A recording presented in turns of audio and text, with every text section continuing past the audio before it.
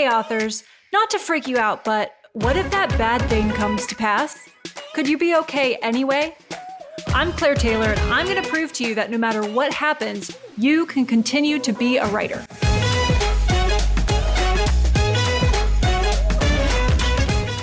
Welcome back to another episode of What If for Authors. I'm glad you're here.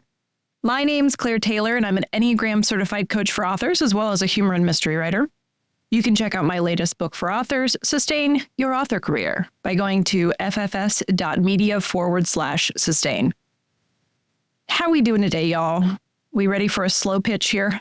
I feel like we all deserve an episode every now and then that doesn't feel like a direct attack, which this Enneagram stuff sometimes does.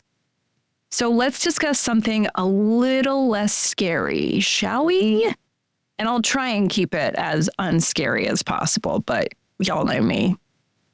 I always find a way. Anyway, let's ask the question I hear a lot from authors.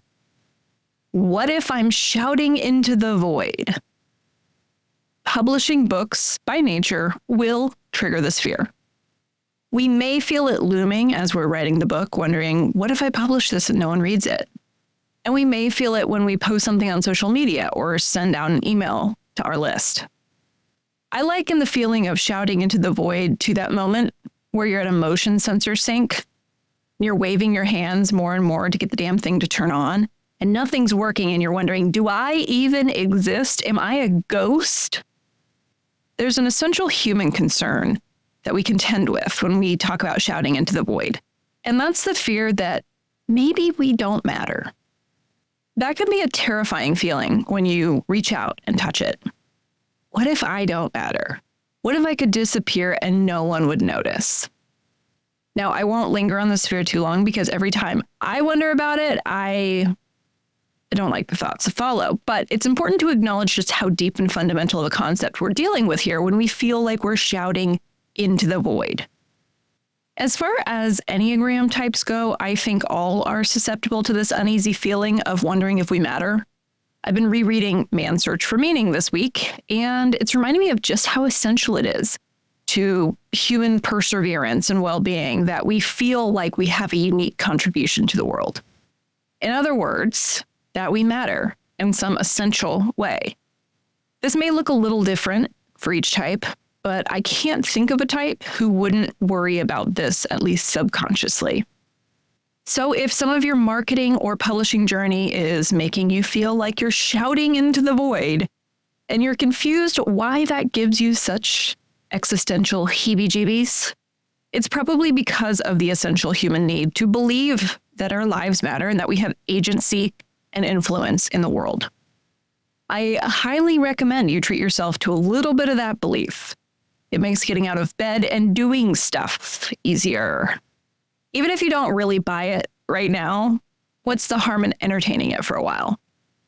While no author is exempt from the occasional feeling of shouting into the void, it does tend to happen more frequently when we're new to building an audience. So this could mean you're a new author, or it could mean you're starting over with a new pen name and don't expect your existing audience to carry over. Or maybe you're starting on a new sales platform, like moving your books to a new retailer or starting on a new social media platform. Let's be real. Sometimes you've spent a lot of time trying to build on a particular platform, and it still feels like you're shouting into the void. You're posting things or publishing books, and it feels like you're getting no response back. This is often the case when you're first starting out because you don't necessarily have anyone viewing your content or reading your books. If you're trying to skip to mass appeal and target everyone to come read your book that nobody has heard about, you're probably going to find yourself rather disappointed and disheartened. This may even look like you have a lot of Facebook friends and you just published your first book, so you post on Facebook about that book and ask people to go and read and leave a review. New authors are often surprised by just how loud the crickets are when they do this. You may get a lot of people congratulating you on your first book and then go and check the sales dashboard and there are 0 sales. You may even have people say that they bought the book and you go and see that there are 0 sales. So you're like, oh, well, they're just lying. We can have a lot of feelings, but those feelings do tend to be essentially a chemical reaction between reality and the expectation. So when we adjust the level of our expectation, that can make a whole lot of those feelings fizzle out because there's nothing to react so caustically with reality at that point. If you're starting with an audience of 0 somewhere, whether this is a new platform or new social media, if you're trying to jump from 0 to 1,000 too quickly, you're going to activate that feeling of shouting into a void. If your attention is focused on that goal number of 1,000 followers or 1,000 sales, or it could be any other goal, right? Just pick a number. We tend to look at 1,000, though. That's what I hear a lot from people. What tends to happen is that we overlook numbers like 1 or 2 or 5. So those lower numbers start to feel meaningless when compared to the total goal we're shooting for, which tends to be much higher than what realistically happens in that first phase. But 1 new follower or 2 new subscribers or 5 copies of your book sold are how you get to 1,000. That's how it's done, and you're doing it. So if the feeling of shouting into the void is the predominant experience you're having, the solution is to shift your attention away from what you have not yet achieved to what you have achieved. And this may seem overly simplistic, but our ability to shift our attention from what we don't have to what we do have is essential for feelings of well-being, like gratitude and self-worth. So it's really no small thing. And to be quite honest, most people are absolute shit at doing it. Most people don't realize what they're doing in the first place because they haven't been practicing mindfulness, which is the ability to observe our inner state. And they haven't been observing their thoughts in this important way. And then they also don't believe that it's going to make a difference. There tends to be a belief that we will lose motivation completely if we allow ourselves to focus on the successes that we have already achieved rather than looking at all that we have not yet achieved.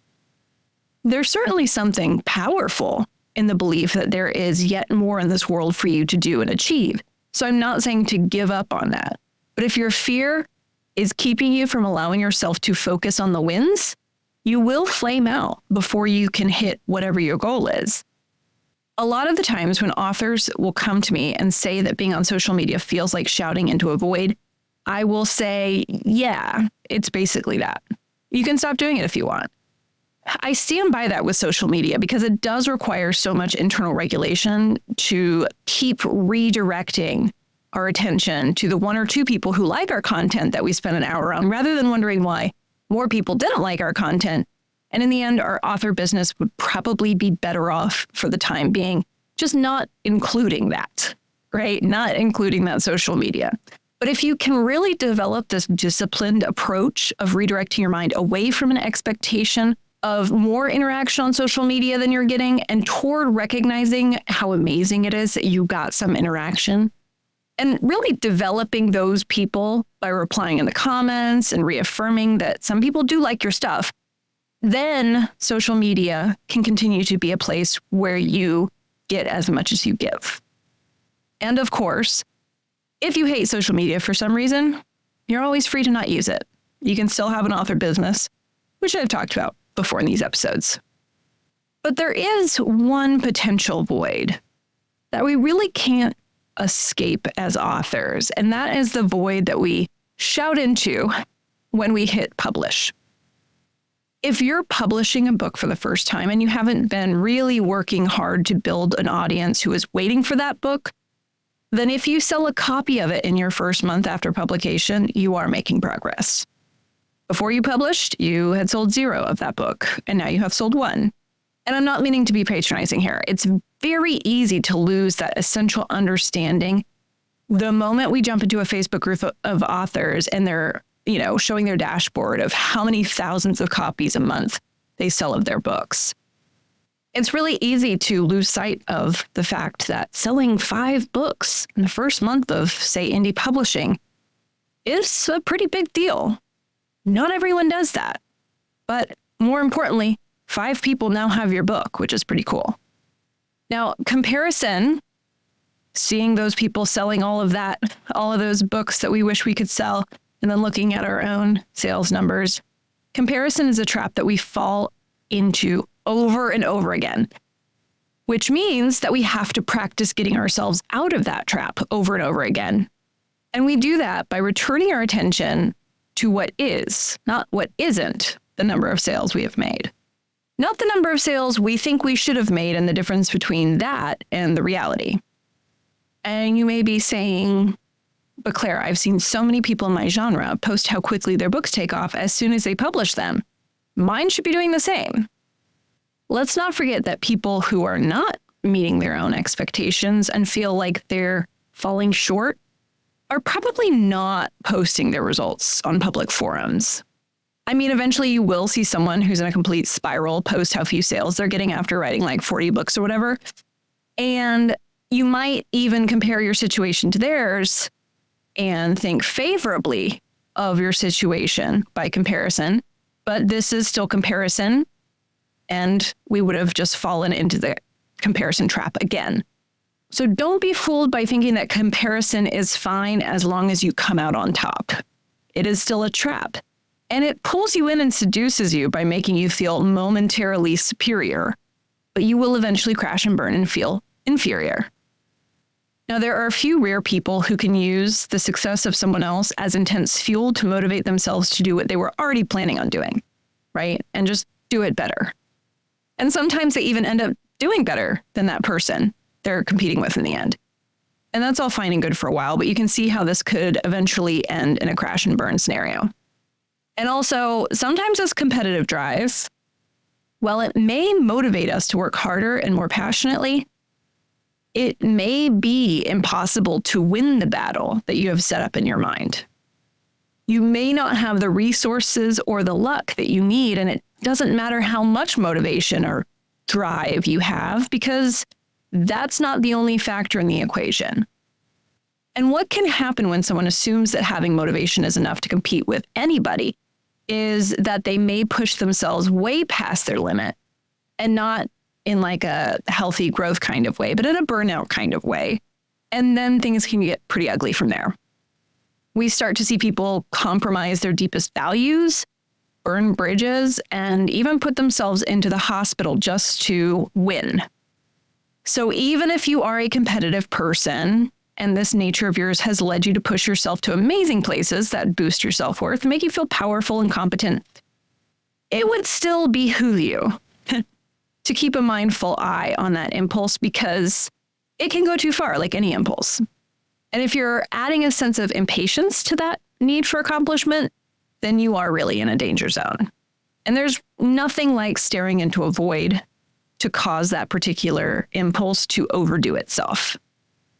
So some situations are more voidy than others, and some voidy situations are avoidable while some aren't. We have options here then. That's good news. Let's backtrack for a second, though, because the solution to the problem of feeling like you're shouting into one of the unavoidable voids is, as I've laid out, to shift your attention away from the distance between where you are and where you want to be, and focus instead on where you are in comparison to where you were. To acknowledge progress, in other words, and to summon up gratitude for what you have, not focusing on what you don't have. It may seem like a simple shift, but if it were an easy one, more people would be doing it. So why don't people do it, and how do you do it if you want to practice? I alluded to this before, but more people don't do it. More people don't shift their attention away from the part they haven't accomplished yet to give themselves a little recognition, because they don't actually believe it will help. They probably even believe it will hurt. Maybe you believe this too, in that taking a pause to catch your breath, feel gratitude for the readers who have shown up, who responded to that holler in the void by buying the book, leaving reviews, emailing, and interacting on social media, will somehow prevent you from ever possibly reaching that higher goal. That's the fear. The degree to which we believe this, that feeling satisfied and accomplished might sap us of the energy we need to continue onward toward our goals, is the degree to which we rely on fear to motivate us. But remember, fear isn't the only motivator. We have desire, passion, purpose, and meaning to fall back on. But we have to try tossing aside the crutch of fear motivation to prove to ourselves that there is something else that will hold us up. We may feel off balance for a while, but we'll get there if we can hold out on relapsing to fear-based motivation. So that's why more people aren't practicing this simple shift of attention. And now here's how we start doing it. So the first step is to notice that our attention is going to that void, that gap between where we are and where we want to be with our audience building or sales. This is a skill we develop through repetition, and there is no shortcut around that. We practice by being the observer of our thoughts, emotions, and actions through the process of, you guessed it, mindfulness. We do that by reflecting back on the patterns of our life, often with some sort of external help, like a therapist, a teacher, a coach. But even like a solid book about this can go a long way too. And then we start to see what we haven't been seeing. We start to notice that we frequently have the thought of, say, nobody will ever read these stupid books, or I should be selling more, or what am I doing wrong that nobody is responding to my posts? These are all thoughts that tend to appear when we're focusing on what we don't yet have, rather than practicing gratitude and appreciation for what we do have. They're very common, and they're also incredibly counterproductive to motivation because they don't imply agency in our situation. In other words, they imply that we can't do anything to change this. So if you haven't heard of the 3 Ps of Optimism created by psychology researcher Martin Seligman, or if you've heard of them and you need a refresher, let's talk about those for a second, because it's really a useful tool for evaluating your thoughts for validity. These 3 Ps, when they show up, take away our feelings of agency, our ability to feel like we can influence the situation in a positive direction, and ultimately our motivation to try. The first P is personalization. So notice when something isn't going the way you wanted, and you immediately attribute it to some deep character flaw of yours, rather than considering the many, many other options. For instance, a friend agrees to read and review your book, and then that review doesn't show up when you expected it to. If your self-talk sounds like they must have hated the book and they just didn't want to tell me, then you're probably falling into the personalization trap. Just as likely, they were busy and forgot, or they're caught in a perfectionism trap trying to write the perfect review for you. It may not be about you, and it may not be about your book. So notice when your thoughts jump right to personalization and don't consider all the other options. The second P is pervasiveness. This looks like a single unfortunate turn of events growing really large in your mind and overshadowing everything else. So this happens when we turn all our attention to the negative thing. We water that seed with our attention and it grows until it's all we can see if we're not careful. By noticing when we feel like, everything is doomed from a single decision or disappointment that we suffer in our career, we can pause and remember to intentionally look for everything that is going right and well and water those seeds with our attention instead. The third P is permanence. This looks like assuming that what's happening right now, what you're thinking, feeling, and experiencing will last forever. This is super unhelpful because if you don't think things can change, what are the odds that you're even going to try? Very demotivational. If you hear yourself use language like always or never in relation to your career, you can be pretty sure that you're falling into a permanence trap. Just because your first book launch was a dud by your standards doesn't mean you'll, quote, never make money doing this.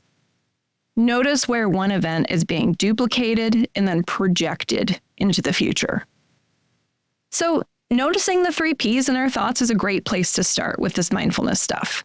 The second step is to shift our attention towards something else that is working better. A little self-talk goes a long way here. Now, with self-talk, you can do this in your head, you can do it aloud or in a journal. Instead of personalization, talk through as many reasons as you can think of why the results you're getting might be attributable to something other than you're a shit author and even more a shit human being, right? Instead of letting that one disappointment overshadow everything else, talk yourself through all of the victories you've had recently. So look at those reviews you did get, right? Even if it's only a few, those are steps forward. Think about the email you got from a fan, even the enjoyment you gave yourself writing the book. Bring your attention to that. Let those grow large in your awareness, and you might find that your list of victories can actually go on for quite a bit.